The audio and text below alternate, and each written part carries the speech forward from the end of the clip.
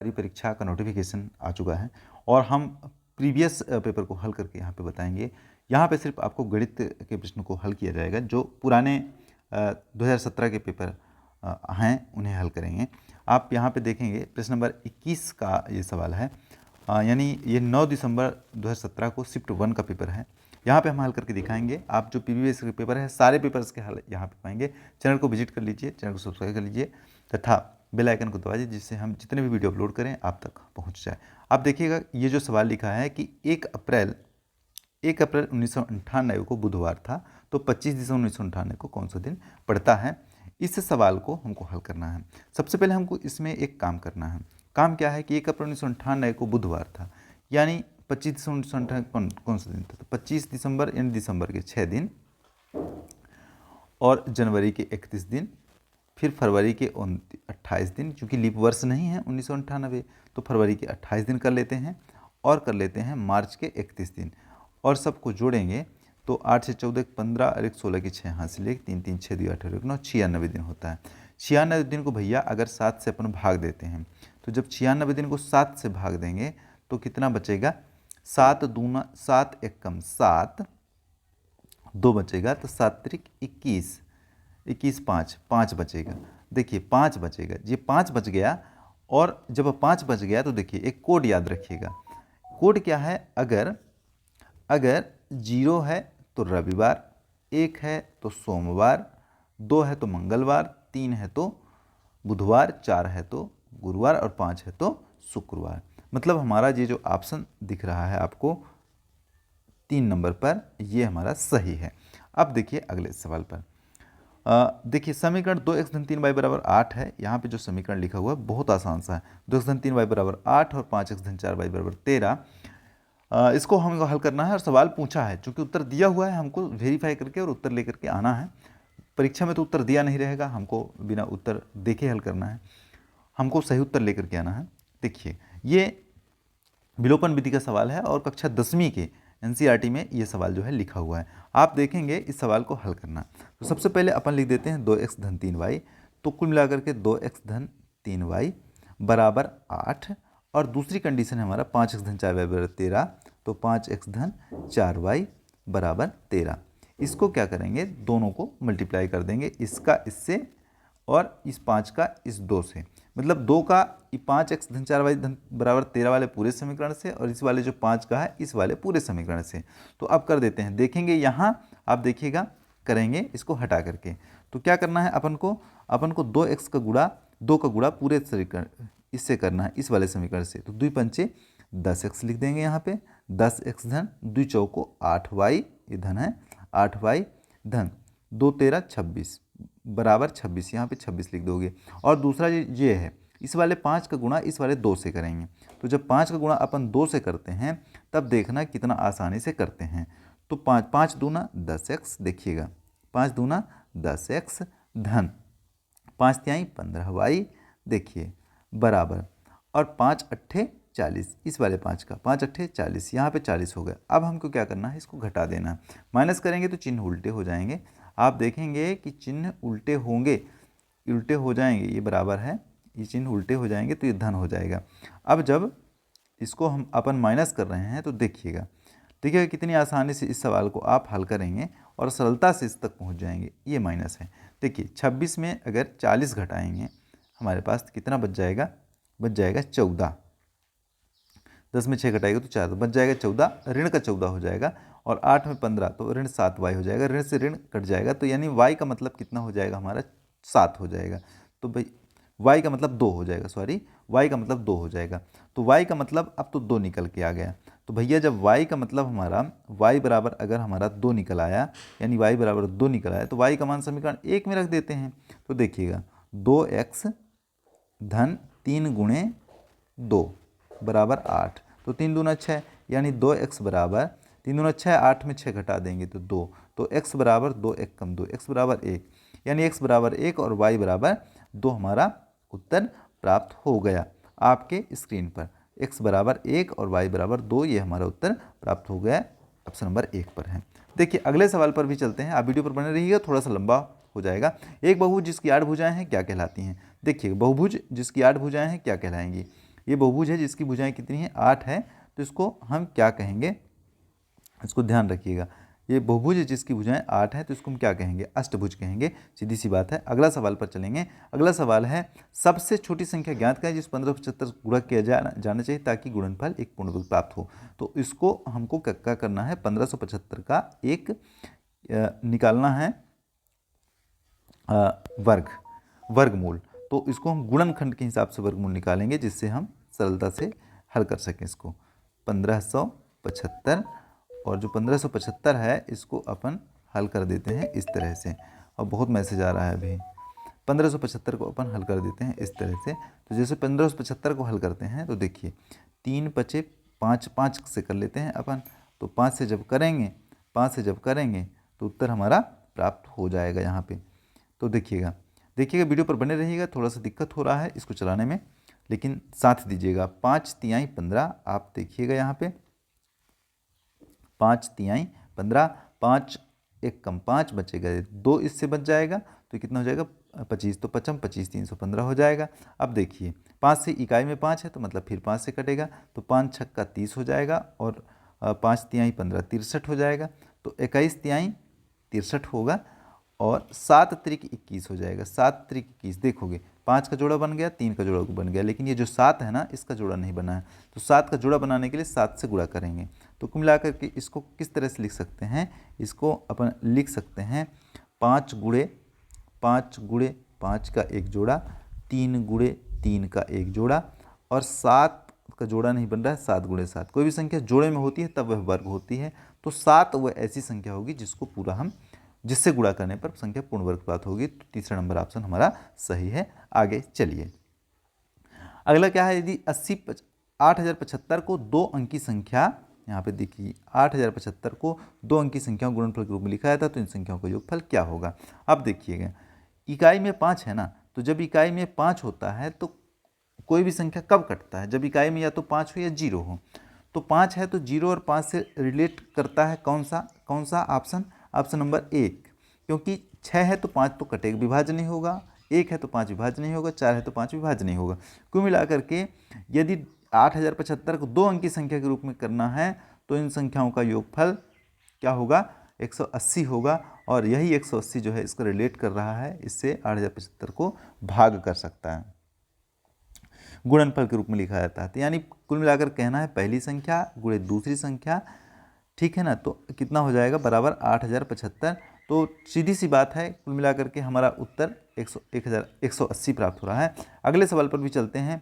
अब्दुल 100 प्रश्नों वाली पुस्तक के 25 पृष्ठ पढ़ता है। तो यहाँ पे देखिएगा सवाल, इधर एक साइड का लेते हैं अब्दुल, एक साइड का लेते हैं अब्दुल, और दूसरा साइड का लेते हैं अकबर।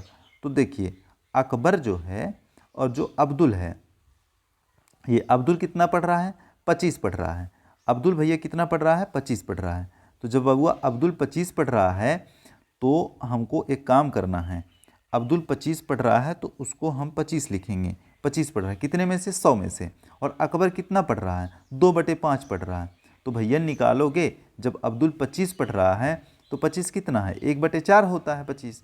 तो देखिएगा आप पता लगाएंगे 1/4 बड़ा है कि 2/5 बड़ा है। इसका इससे गुणा करोगे, ये वाला है हर की संख्या का, और इसका यहाँ से गुणा कर दो, 4 दूना 8 ये हो जाएगा, और 5 एक कम 5 ये हो जाएगा। तो बड़ा कौन सा है, बड़ा तो 8 वाला है। तो जब बड़ा 8 वाला है तो मतलब 2/5। तो अकबर ने तो ऑलरेडी ज़्यादा काम किया। कह रहा है गलत कौन सा है, सही विकल्प कौन सा नहीं है, तो इस पर हमको टिक लगाना है। जो सही विकल्प नहीं होगा उस पर हमको टिक लगाना है। तो देखिए अब्दुल ने अकबर से आधा भाग पढ़ा, ये तो सरासर गलत है, तो आप ऑलरेडी एक नंबर सही हो रहा है हमारा। फिर आगे कुछ जाने, अकबर ने अब्दुल से अधिक पढ़ा, अकबर ने अब्दुल से ऑलरेडी अधिक पढ़ा, ये भी सही है। और अकबर ने अब्दुल के 2 गुना के 10 से 10 पृष्ठ कम पढ़े, ये भी सही है और ये भी सही है। कुल मिलाकर के एक हमारा सही उत्तर हो गया, मिल गया। अगले चलते हैं, अगले पर देखिए वीडियो थोड़ा सा लंबा हो जाएगा। अगले सवाल पर दो का क्या घात 2 की घाते 10 का आधा है। तो यहाँ पे हम हल करेंगे कि 2 का क्या घात 2 की घाते 10 का आधा है। तो 2 की घातें कितना बराबर 2 की घातें 10 का आधा, मतलब 2 से भाग कर देंगे। तो 2 की घातें कुछ नहीं मतलब 1 है। तो क्या करेंगे, 2 की घातें कितना बराबर 2 की घातें 10 ऋण 1। चूंकि यहाँ पे एक सूत्र होता है x की घाते m बटे x की घाते n बराबर x की घाते यम ऋण यन। ये वाला सूत्र का इस्तेमाल अपन कर लेंगे यहाँ। तो कर लिए ये वाला सूत्र का इस्तेमाल, और जैसे ये वाला सूत्र का इस्तेमाल कर लिए तो हमारे पास एक चीज़ हो गया। क्या चीज़ हो गया देखिएगा, 10 2 की घाते 10 में 1 घटाएंगे तो 9, तो हम लिखेंगे 2 की घाते 9। क्या लिखेंगे 2 की घाते 9, और 2 की घाते कितना, तो मतलब 2 से 2 को कैंसिल करेंगे तो कितना बचेगा, 2 की 9 बचेगा। तो घात कितना होगा हमारा, 2 की घाते 9 होगा। तो 2 की घाते 10 का आधा है, तो घात 2 की घात क्या है, तो 2 की घात 9 है। तो कुल मिलाकर के उत्तर हमारा मिल गया। यहाँ पे आपको समझ में आता होगा। देखिएगा आगे के सवाल में क्या रहते हैं, यदि एक आयत का विकर्ण 65 सेंटीमीटर है और एक भुजा 63 सेंटीमीटर, दूसरी भुजा की लंबाई क्या होगी। कह रहा है सबसे पहले हमको एक आयत बनाना है। तो देखिए ये जो आयत है, ये आयत देखिए, एक आयत का, और यहाँ पे एक विकर्ण खींच लेते हैं अपन। ये जो विकर्ण देख रहे हैं, ये यहाँ से यहाँ तक विकर्ण। कह रहा है आयत का विकर्ण 65 है, तो इसको 65 बनाते हैं, और एक भुजा 63 है, तो इसको 63 बनाते हैं। तो 65 में 63, देखिए 65 में 63 नहीं घटाएंगे, ठीक है ना। 65 का वर्ग और 63 का वर्ग, देखिए जब किसी त्रिभुज में ये वाला जो भाग है ये अब त्रिभुज कहला जाएगा। अब इस त्रिभुज में दो भुजाओं का अंतर जो होती है का वर्गमूल, दो भुजाओं के वर्ग के अंतर का वर्गमूल जो है तीसरी भुजा के बराबर होगी। तो 65 का वर्ग, तो 65 का वर्ग निकालना है तो अपन को 65 गुणे 65 करेंगे, तो 65 गुणे 65 करेंगे, देखेंगे पचम, इस 5 के इस 5 से गुणा तो पचम 25, और 6 का 7 से गुणा एकाधिकेन के नियम से, तो 6 सत्ते 42 यानी 4225। अब इसमें कितना घटाएंगे, 63 का वर्ग घटा देंगे, तो अपन 63 का वर्ग घटा देंगे। तो 63 का वर्ग निकालने के लिए 3 का 3 से गुणा, 6 का 6 से गुणा, 3 त्रिकाई 9 हो जाएगा, 6 त्रिक 18 का डबल कर देंगे, इसका इससे गुणा करके डबल कर देंगे, 18 दूनी 36 की 6 हासिल 1, 6 छंगे 36 और 1 3, 6 छंगे 36 3 39 यानी 3969, 3969। और जब इसको अपन माइनस किए ना, तो माइनस किए तो हमको मिल गया क्या, हमको मिल गया 256। तो 256 किसका वर्ग है, 256 किसका वर्ग है, 16 का। किसका वर्ग है, 16 का। तो हमारे पास उत्तर क्या प्राप्त हो गया, 16 प्राप्त हो गया। तो बड़ी आसानी से इस तरह के सवाल को आप हल कर सकते हैं। देखिए औसत निकालना है तो 17 21 27 18 17। अब आप तो जानते हैं कि इन सबको जोड़ करके 1 2 3 4 5 से भाग दे देंगे तो औसत निकल जाएगा, ठीक है ना। सबको जोड़ेंगे तो 100 प्राप्त हो जाएगा, 100 में 5 का भाग देंगे तो 20 पंचे 100 हो जाएगा, तो कुल मिलाकर के औसत 20 हो जाएगा। तो सीधी सी बात है, हमारा उत्तर भी मिल गया इसमें। अगले सवाल के उत्तर दिए गए समीकरण का मूल्यांकन करें। देखिए इसका मूल्यांकन करना है तो रूट अंडर 625, तो 625 को ऊपर लिख देंगे, 625 रूट अंडर, देखिएगा बटा x root under 125, root under 125 बराबर x बटा अंडर रूट 5 हो जाएगा। तो देखिएगा 625 का वर्गमूल कितना हो जाएगा, तो एक नज़र में देखेंगे 625 का वर्गमूल कितना हो जाएगा, 25 हो जाएगा। तो अपन लिखेंगे 25 बटे एक अंडर रूट 125 हो जाएगा 5 अंडर रूट 5, देखिए बराबर x बटे अंडर रूट 5 लिखेंगे। अंडर रूट 5 से अंडर रूट 5 को कैंसिल करोगे, पचम 25 हो जाएगा आपका। तो कुल मिलाकर के x का मान कितना हो गया, 5 हो गया। तो हमारा उत्तर 1 हो गया। देखिए बड़ी आसानी से इस तरह के सवाल लग रहे हैं। अगले सवाल की ओर चलते हैं। अगला सवाल क्या है, एक पति और पत्नी की औसत आयु 7 वर्ष पहले 27 वर्ष थी। जब उनकी विवाह हुआ तब पति पत्नी ने उनके पुत्र की औसत आयु 24 वर्ष है। अभी पुत्र की आयु कितनी है, देखिएगा क्या कह रहा है सवाल में। सवाल में कह रहा है कि दो लोग हैं पति पत्नी, तो पति और पत्नी दो का कुल कितना हो जाएगा 27, तो 27 दूना 54 हो जाएगा। तो बाबू 54 तो है, इसमें क्या जोड़ेंगे, क्योंकि 7 वर्ष पहले था, तो 7 वर्ष पति का और 7 वर्ष पत्नी का, 7 वर्ष पति का और 7 वर्ष पत्नी का, तो कुल मिलाकर के 14 वर्ष जोड़ देंगे। तो 54 में अगर 14 जोड़ देते हैं तो 4 4 8 5 1 6 68 वर्ष हो जाता है। अब देखिए ये 68 वर्ष हो गए। अब क्या करेंगे, ये तो 68 वर्ष हो गए। अब क्या कह रहा है, जब उनका विवाह हुआ तब पति पत्नी उनके पुत्र की औसत आयु, अब 3 लोग हो गए, पति पत्नी पुत्र की औसत आयु 24 वर्ष है, तो 24 त्याई 72, तो ये 72 हो जाएगा। अब देखिए 72 में अगर 68 को घटा देंगे ना तो कितना हो जाएगा, 12 में 8 गए 4, तो जो तीसरा बच्चा है, जो तीसरा व्यक्ति है जो समूह में हुआ, जो बच्चा है उसकी आयु 4 वर्ष की हो जाएगी। आपका उत्तर चौथे नंबर पर के ऑप्शन पर है। देखिए अगले सवाल की ओर चलते हैं। लुप्त संख्या ज्ञात कीजिए। इसमें देखिएगा 2x 3 12 6 24, आप ऑप्शन को देख लीजिएगा। 2 24, 6 चौको 24 गुणे 4 हुआ है, 3 चौको 12 गुणे 4 हुआ है, और 2 चौको 8, तो 8 हो जाएगा ऑप्शन आपका दूसरा सही। चलिए अगले सवाल पर, देखिए ये सवाल मजेदार है। 300 मीटर लंबी रेलगाड़ी जिसमें 4 मिनट में खंभे को पार करती है, 450 मीटर लंबे पुल को पार करने में 1 मिनट में कितना समय लेगी। ये 20 प्रश्न है दोस्तों, 20 प्रश्न को आपको हल करना है। अभी 5 से 6 प्रश्न और बचे हैं। वीडियो पर बने रहिएगा, बने रहिएगा, जिससे हम अच्छे से और इस पेपर को सॉल्यूशन कर सकें। देखिए 300 मीटर लंबी रेलगाड़ी जिसमें 4 मिनट में आधे खंभे को पार करती है, तो हमको क्या करना है, चाल इसमें क्या करना है, मिनट है ना समय, तो चाल पहले निकालना है। S बराबर D/T, यानी चाल बराबर दूरी बटे समय हो जाता है। तो दूरी कितना है 300 मीटर। अभी ये 450 को छोड़ दो, पहले एक व्यक्ति को पार कर रहा है उसको पकड़ लेते हैं।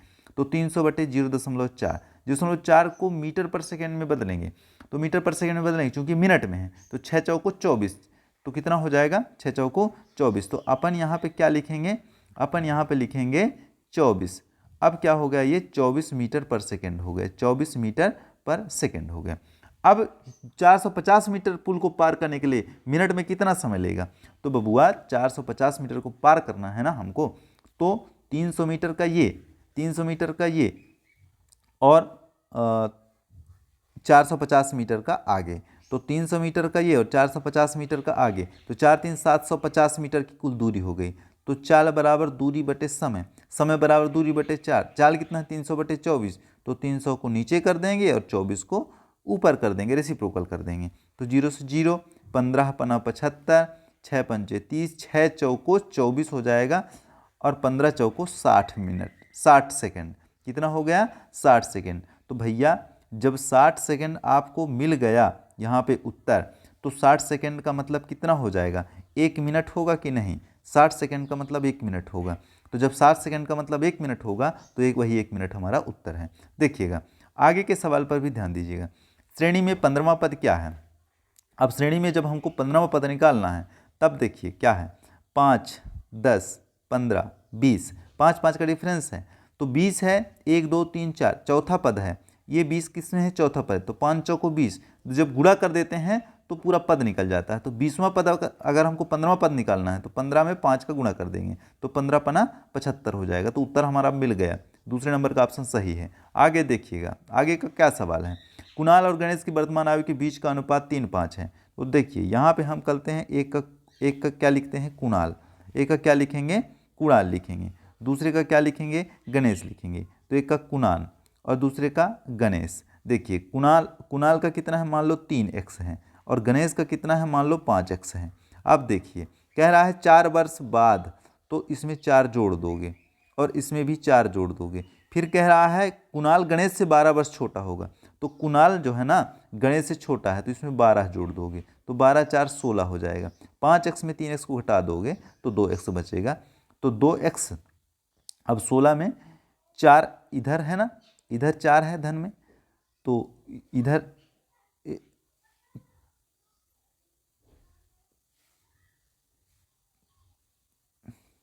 देखिए अब क्या होगा, ये 16 में अगर ये 2x धन 4 है, तो 16 में इधर पक्षांतर कर देंगे तो -4 होगा, तो 12 हो जाएगा। यानी x बराबर क्या हो जाएगा 12, 2x बराबर 12 हो जाएगा। तो 2 छक्का 12 को मिला करके x का मान 6 आ गया। तो भैया जब x का मान 6 आ गया हमारे पास, तो कह रहा है 3x है हमारे पास, तो 3 गुणे 6, तो 6 त्रिक 18 वर्ष। तुम्हारा उत्तर सही हो जाएगा ऑप्शन नंबर 1। चलिए आगे के सवाल पर भी हल करते हैं। एक संख्या को जब 361 से विभाजित किया जाता है तो शेषफल 47 प्राप्त, उस संख्या को 19 से विभाजित किया जाता है तो शेषफल क्या प्राप्त होगा। सवाल मस्त है, मज़ेदार है, आप देखिएगा। कह रहा है संख्या, एक संख्या को मान लो संख्या कुछ भी हो, संख्या को अगर 19 से एक संख्या को 361 से विभाजित कर देंगे, तो मान लो 361 के संख्या 361 में भाज्य बराबर भाजक गुणे भागफल धनशेष फल, तो भाजक गुणे भागफल को पता ही नहीं है। इसमें 361 में अगर 19 का वो करेंगे तो शेषफल 47 प्राप्त होगा, जिसको हम 19 से भाग करेंगे, ये वाला नियम लगेगा। तो 19 का वर्ग 361 होगा, अब 19 के हो जाएगा, तो बराबर कितना हो जाएगा 19 के धन 19 धन। अब देखिएगा इसको हम क्या करेंगे भाग करेंगे तो शेषफल मिल जाएगा। तो अगर हम अपन 47 का भाग करते हैं किससे भाग करते हैं 19 से, तो देखिए कितना बच रहा है, कितना बच रहा है 47 का अगर 19 से भाग करते हैं तो कितना बच रहा है, ये बात हमको ध्यान रखना होगा। तो 47 का अगर 19 से भाग करते हैं तब कितना हो जाएगा, देखिएगा 19 दूना 38, 19 दूना 38 और 38 39, 40, 39, 40, 27, 22, 43, 24, 45, 46, 47, 48, 49, कितना 9, 19 दूना 38 और 9 49। तो शेष फल कितना बच रहा है हमारा 9 बच रहा है। तुम्हारा उत्तर तीसरा सही है। इस तरह का सवाल इस तरह हिसाब से आप हल करोगे। समान त्रिज्या और ऊंचाई वाले एक शंकु और एक बेलन के आयतनों के बीच का अनुपात क्या होगा। अब क्या है, इसके आयतनों का अनुपात क्या होगा। समान ऊंचाई वाले ये शंकु है, इसकी ऊंचाई समान है, और ये जो क्या है बेलन है, ये बेलन है, इसकी ऊंचाई भी समान है, ये ऊंचाई है और ये ऊंचाई है। इसका आयतन क्या होता है 1/3 पाई आर स्क्वायर एच अनुपात। इसका आयतन क्या होता है बेलन का होता है 1 pi r square h. Pi r square h से पाई आर स्क्वायर एच को काट दोगे 1/3 अनुपात 1 बचेगा, तो 1/3 को पक्षांतर करो तो 1/3 हो जाएगा आपका सही उत्तर। तो ये आपका दूसरा नंबर सही है। चलिए अगले सवाल पर 27/3/4। देखिएगा वीडियो पर बने रहिएगा, पूरा सवाल हम हल करके आपको यहाँ पे बता रहे हैं। थोड़ा सा वीडियो लंबा हो गया तो 1/3 हो गया, तो इसका उत्तर तो 1/3 दिख रहा है, लेकिन हमको अपने हिसाब से हल करना है कि इसका सही हल क्या होगा। 3/4 लिखा हुआ है, तो देखिए 27 यहाँ पे 27/3/4, तो 27 को क्या कर देंगे अपन 3/3/3 करेंगे, गुणे 3/5/3 करेंगे, गुणे 3 देखिए 3 ऋण 7 है ना, 3 ऋण देखिए 3 है तो 1/3 ऋण 7 गुणे 1/3 हो जाएगा, 3 ऋण 7 गुणे 1/3 हो जाएगा, गुणे 3/4 हो जाएगा। अब इसको हमको हल करना है इस हिसाब से अलग तरीके का।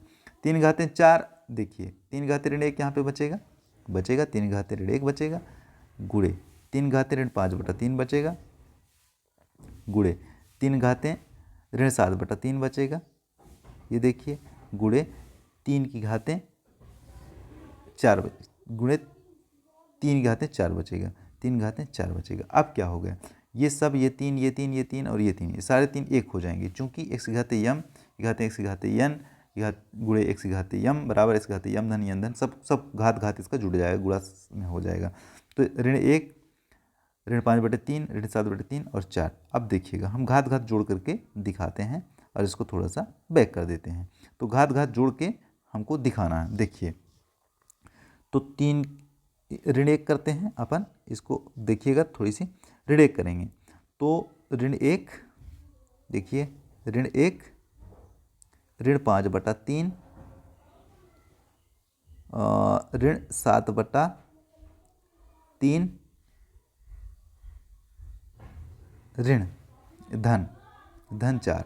अब देखिए एलसीएम लेते हैं 3 ऋण 3 से 3 कैंसिल, ये वाला 3 से वाला 3 कैंसिल, बचेगा ऋण 5 ऋण 3 से 3 कैंसिल 7 बचेगा, और धन 3 चौको 12 बचेगा, 7 5 12 3 15, तो ऋण 15 धन 12, तो 15 में 12 घटाओगे कितना बचेगा ऋण 3 बचेगा। अब किसकी घात किसका बचेगा ऋण 3। अब ऋण 3 की घातें 1 जब हो जाएगा, ऋण 3 की घातें क्या हो जाएगा 1 जब हो जाएगा, तो क्या करेंगे हमारा घात तो खत्म है, ऋण 3 की घातें 1 मतलब 1/3 हो जाएगा, 3 की घातें ऋण 1 हो जाएगा, 3 घातें ऋण 1 हो जाएगा। तो इसको हटाने के लिए 1/3 करेंगे, तो जब 1/3 करेंगे तो 1/3 ही हमारा उत्तर है। आप देखिएगा, आप ध्यान से वीडियो को, ये सवाल पूरा निम्नलिखित में से कौन सी संख्या 3 से विभाज्य है। अब हमको 3 से विभाज्यता का एक कंडीशन निकालना है।